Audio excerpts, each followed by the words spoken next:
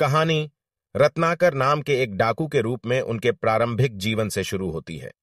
रत्नाकर अपराध का जीवन जीता था और जंगल से गुजरने वाले लोगों को लूट लेता था।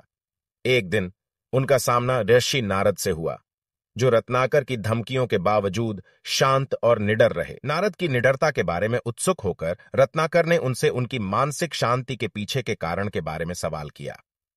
नारद ने उत्तर दिया कि यह उनकी भगवान के प्रति भक्ति और उनके द्वारा अपनाए गए धार्मिक मार्ग के कारण था। नारद के शब्दों से चकित होकर रत्नाकर ने पूछा कि क्या उसके जैसे व्यक्ति के लिए मुक्ति की कोई उम्मीद है, जिसने कई पाप किए हैं। नारद ने रत्नाकर को आश्वासन दिया कि बदलने में कभी देर नहीं हुई है और उन्हें भगवान राम के नाम का जाप करने का निर्देश दिया, जिससे उनकी आत्मा शुद्ध हो जाएगी। मुक्ति के लिए बेचैन रत्नाकर ने राम के नाम का जाप करने का प्रयास किया, लेकिन पाया कि वह अपने पापी स्वभाव के कारण नाम का सही उच्चारण भी नहीं कर पाता। अपनी अज्ञानता की गहराई को महसूस करते हुए रत्नाकर ने नारद से मार्गदर्शन मांगा, जिन्होंने उन्हें गहन ध्यान और तपस्या करने की सलाह दी। रत्नाकर ने नारद के निर्देशों का पालन किया और कई वर्षों तक कठोर तपस्या में लगे रहे। इस दौरान उन्होंने पूरी श्रद्धा के साथ राम नाम का ध्यान किया। रत्नाकर के समर्पण से प्रभावित होकर भगवान ब्रह्मा उनके सामने प्रकट हुए और उन्हें दिव्य कृपा का आशीर्वाद दिया।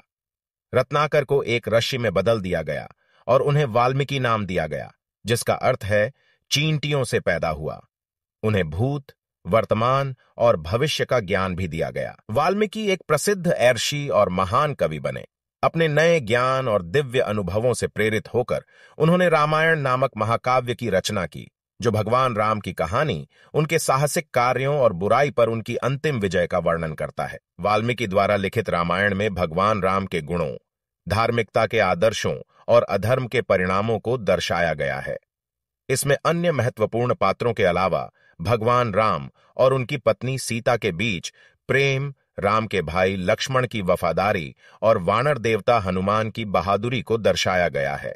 वाल्मीकि की रामायण हिंदू धर्म में एक पवित्र ग्रंथ के रूप में प्रतिष्ठित है और इसका भारतीय संस्कृति, साहित्य और आध्यात्मिकता पर गहरा प्रभाव पड़ा है। धर्म, भक्ति और धार्मिकता की शिक्षाओं का प्रसार करते हुए इसे आज भी विभिन्न रूपों में पढ़ा, सुनाया और प्रस्तुत किया जाता है।